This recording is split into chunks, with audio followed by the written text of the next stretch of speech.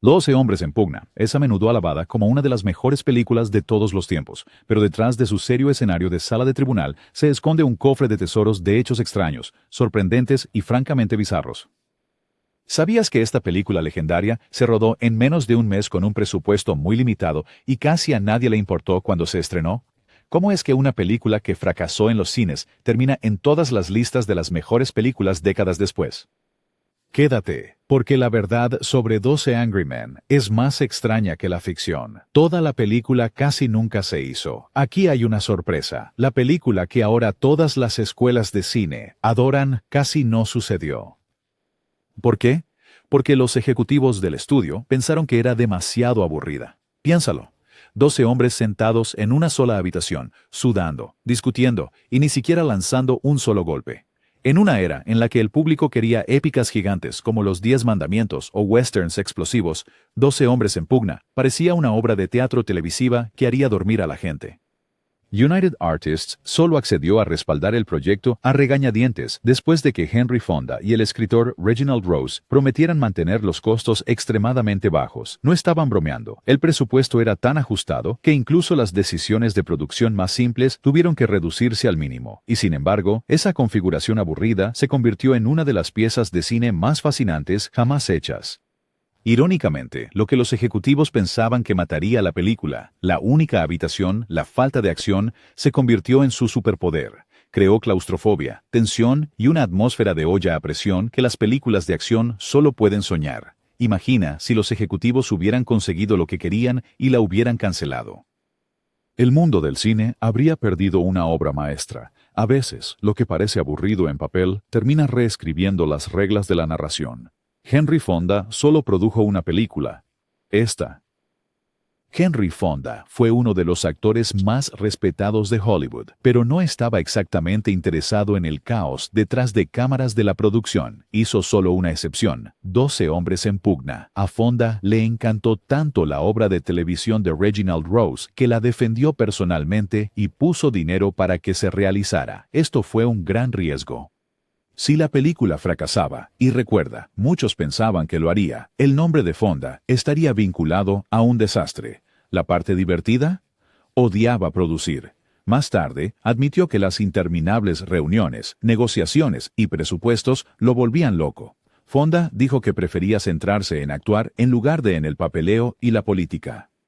Entonces, después de 12 hombres en pugna, Juro no volver a producir nunca más. Piensa en eso. Esta única apuesta fue su primer y último intento como productor. Afortunadamente para nosotros, su única incursión en la producción dio al mundo una película que ha perdurado generaciones.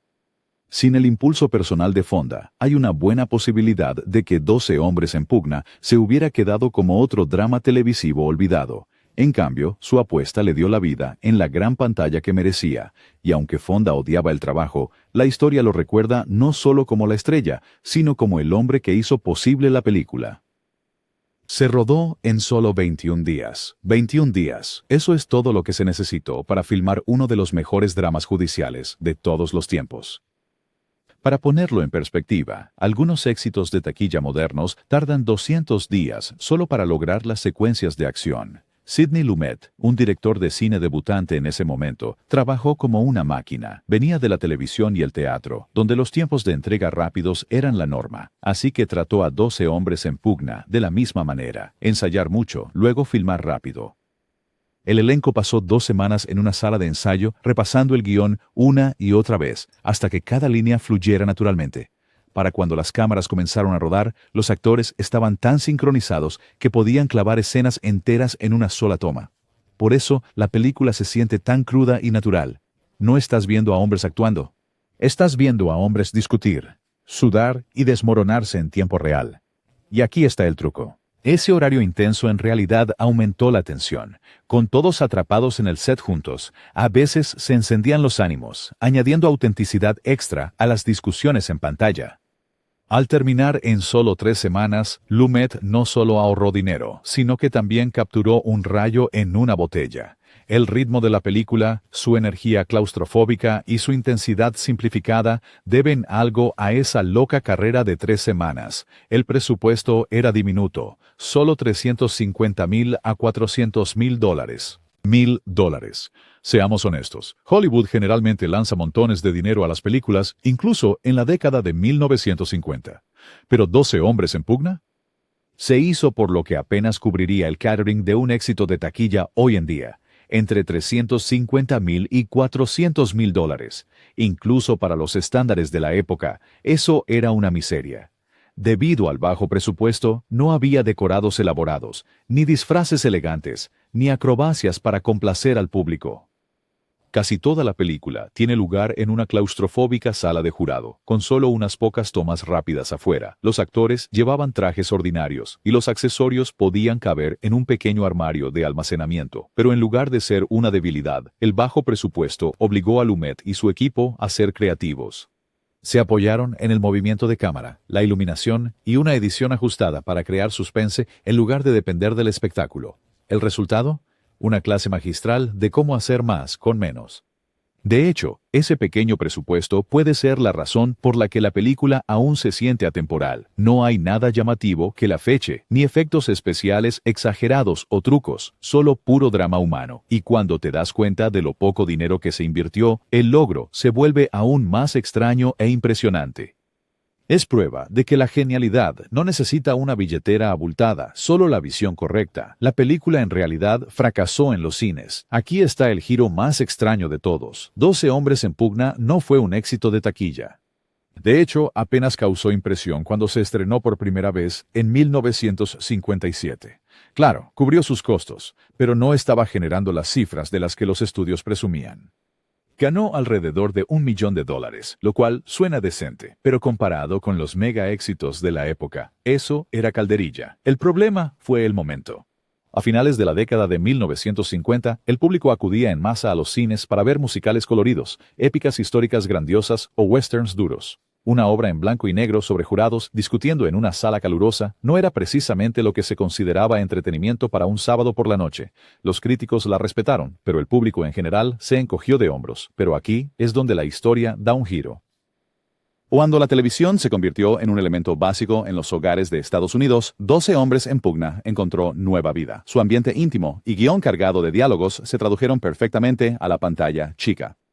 De repente, la gente estaba descubriendo la película en las salas de estar, y su reputación creció. Con el tiempo, las repeticiones, las proyecciones escolares y las adaptaciones internacionales transformaron lo que una vez fue un éxito modesto en un clásico global. Es una extraña ironía. Una película que no tuvo buen desempeño en taquilla terminó convirtiéndose en una de las películas más queridas y estudiadas en la historia del cine. A veces, el público no reconoce la grandeza en la primera ocasión, pero la historia eventualmente se pone al día. Los ángulos de cámara fueron diseñados para hacerte sentir claustrofóbico. Desde el principio, Sidney Lumet sabía que tenía un problema. ¿Cómo mantienes al público pegado a sus asientos cuando 12 hombres están sentados alrededor de una mesa sin hacer nada más que hablar? La respuesta fue un trabajo de cámara astuto.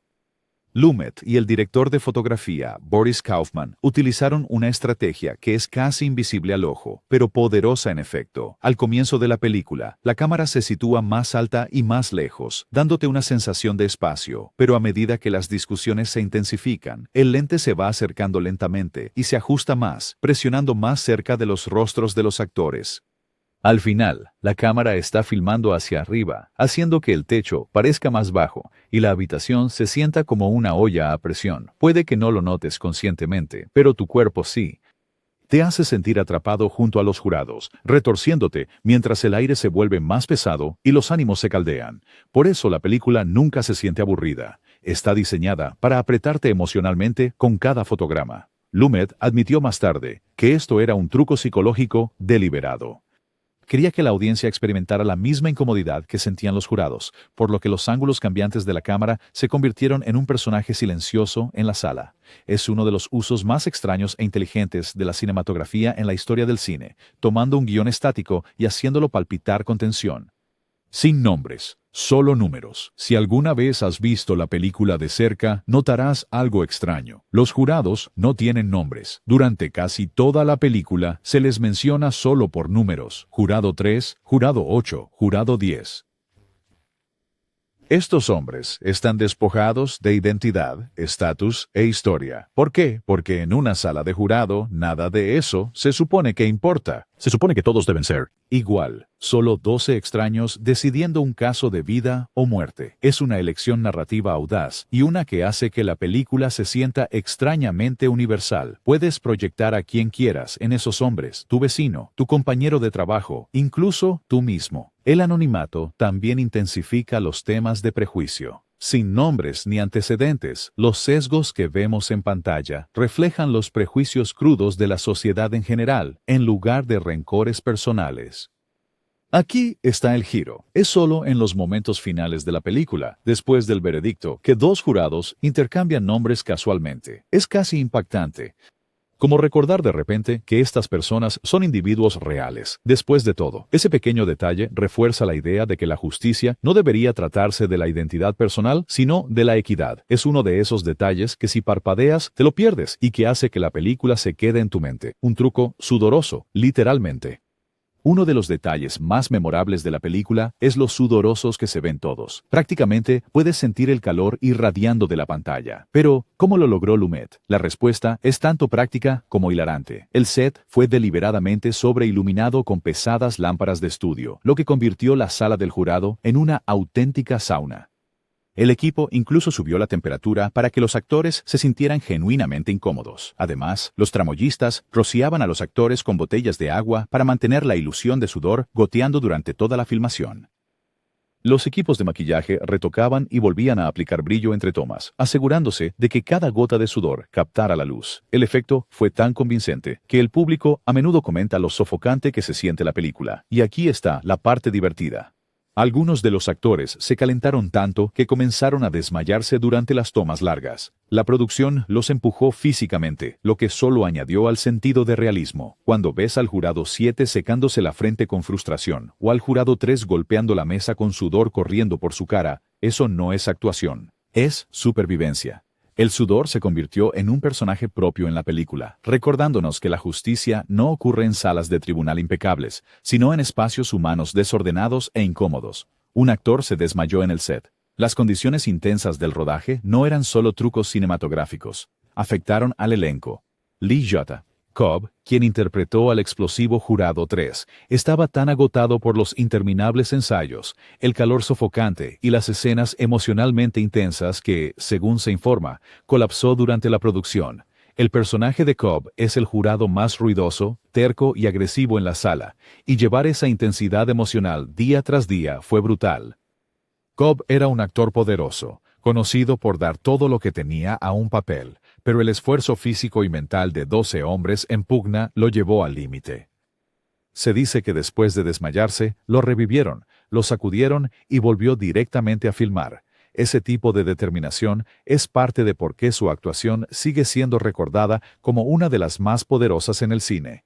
Irónicamente, el colapso de Cobb solo añade a la leyenda de la película. Muestra hasta dónde estaban dispuestos a llegar los actores por autenticidad. El sudor, los gritos, los puños golpeando, no era solo una gran actuación, era una realidad vivida. Al ver la película ahora, casi se puede sentir el agotamiento detrás de sus ojos, y hace que el colapso final del jurado 3 se sienta aún más real. El guión nació en una sala de jurado real. Aquí es donde todo comenzó. Reginald Rose, el hombre que escribió 12 hombres en pugna, no solo lo imaginó, lo vivió. En 1954, Rose fue llamado para el servicio de jurado, en un caso de homicidio involuntario. Dentro de esa sala estrecha, experimentó las acaloradas discusiones, las personalidades en conflicto y el peso moral de decidir el destino de otra persona. La intensidad se le quedó grabada. Rose fue a casa y convirtió su experiencia en una obra de televisión de 1 hora. Esa teleplay se convirtió en un éxito tal que sentó las bases para la película 3 años después. Rose admitió que, aunque ficcionalizó gran parte, las emociones y tensiones eran muy reales. Dijo que la sala del jurado se sentía como un campo de batalla, donde la lógica y el prejuicio chocaron de frente. Lo extraño es lo raro que era en ese momento situar toda una historia en un espacio tan confinado. Pero la apuesta de Rose dio resultado. En lugar de escenarios extensos y melodrama, entregó un guión que redujo todo al diálogo y al conflicto de personajes. Por eso la película todavía se siente fresca hoy, porque está arraigada en algo dolorosamente real. Sin la experiencia de Rose en el jurado, de los mejores guiones del cine estadounidense, podría nunca haber existido. Fue el debut cinematográfico de Sidney Lumet. Aunque parezca increíble, 12 hombres en pugna fue el primer largometraje de Sidney Lumet. Tenía solo 33 años, un talento emergente de la televisión y el teatro, y de repente le dieron las riendas de una película que fácilmente podría hundir su carrera antes de que siquiera comenzara. Eso es presión. Sin embargo, de alguna manera, Lumet convirtió lo que podría haber sido una pieza aburrida en uno de los debuts más fascinantes en la historia del cine. El arma secreta de Lumet fue su experiencia en teatro. En lugar de tratar la película como un gran espectáculo de Hollywood, la montó casi como una obra de teatro. Exigió semanas de ensayos con su elenco antes de que las cámaras comenzaran a rodar, algo inusual en ese momento. Cada pausa, cada mirada, cada cambio en el lenguaje corporal fue trabajado de antemano. Para cuando comenzó el rodaje, los actores se movían como una máquina bien engrasada, listos para estallar con emoción auténtica. Es raro que un director debutante cree una película que críticos y audiencias sigan analizando 60 años después, pero Lumet lo logró. Dirigió clásicos como Tarde de Perros y Network, pero 12 hombres en pugna sigue siendo la película que anunció su llegada. Es un extraño giro de la historia que su debut aún eclipsa las carreras enteras de muchos directores. Ha sido rehecha al menos 7 países. ¿Qué tan poderosa es 12 Angry Men? Lo suficientemente poderosa como para ser rehecha en todo el mundo, en idiomas y culturas completamente diferentes, y aún así resonar con el público. La primera gran nueva versión fue en Alemania en 1963, seguida de adaptaciones en Noruega, India, Japón, Rusia, Francia e incluso China. Cada versión le dio su propio giro cultural a la historia mientras mantenía el núcleo intacto. 12 personas luchando con la justicia dentro de una habitación. Una de las versiones extranjeras más celebradas es la película en hindi Ek Ruka Hua Faisla de 1986. Es ampliamente considerada una obra maestra del cine indio, mostrando cuán universal es realmente la historia. El director ruso Nikita Mikhalkov la rehizo en 2007, añadiendo un comentario cultural único mientras rendía homenaje al original. Lo fascinante es que el tema central, prejuicio, justicia, duda, se traduce perfectamente a través de las fronteras. No importa si el acusado es estadounidense, indio, ruso o francés. El debate sobre la justicia y la verdad resuena en todas partes. Por eso, 12 hombres en pugna se ha convertido menos en una película y más en un lenguaje global para explorar el sesgo humano y la moralidad. La etnicidad del chico era deliberadamente ambigua. En la película, al adolescente acusado nunca se le da un trasfondo claro. Hay indicios de que podría ser puertorriqueño, pero nunca se confirma. ¿Por qué los cineastas dejarían ese detalle vago? Simple, obliga al público a centrarse en los prejuicios de los jurados, en lugar de en la identidad del chico. Estás viendo a 12 hombres proyectar sus prejuicios sobre alguien que realmente no conocen, lo que hace que la historia duela aún más. Esta elección también hace que la película sea atemporal. Al dejar abierta la etnicidad del chico, cada generación de espectadores aporta sus propias tensiones sociales a la historia. En la década de 1950, el público pudo haber pensado en los inmigrantes puertorriqueños. Adaptaciones posteriores cambiaron el enfoque dependiendo del contexto local, ya fuera destacando el racismo, el sesgo de clase o el nacionalismo. Es un truco brillante.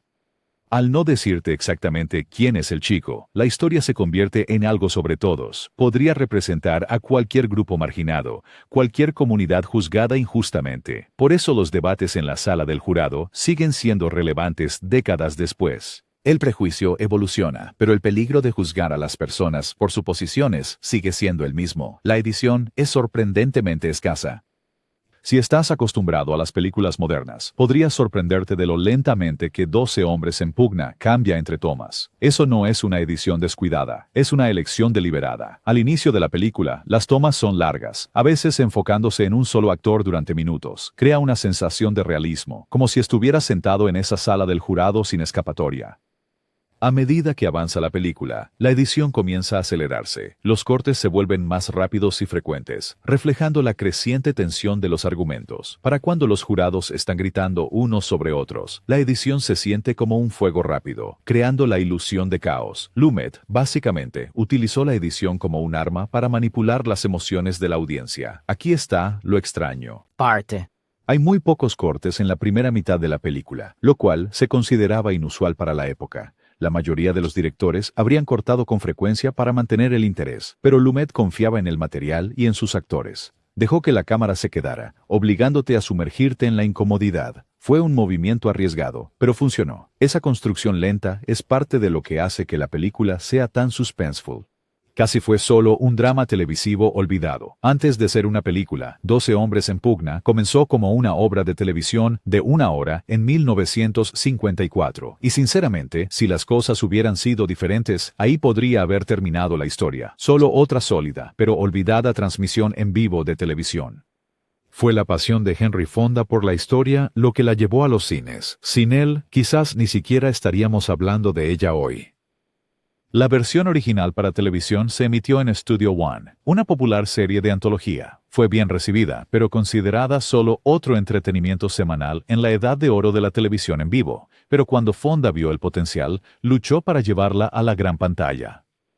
Sabía que el guión tenía la base de algo más grande, y no se equivocaba. Es extraño pensarlo. Una de las películas más influyentes de la historia casi se quedó como una nota al pie en la historia de la televisión. Sin ese salto de la pantalla pequeña a la pantalla grande, las escuelas de cine no lo enseñarían, los directores no lo citarían, y generaciones de audiencias no lo estarían citando. A veces la grandeza pende de un hilo, y en este caso, ese hilo fue la persistencia de un actor. Así que ahí lo tienen, 12 hombres en pugna, la película que era demasiado aburrida para hacer, demasiado barata para importar, y demasiado pequeña para tener éxito hasta que reescribió la historia del cine.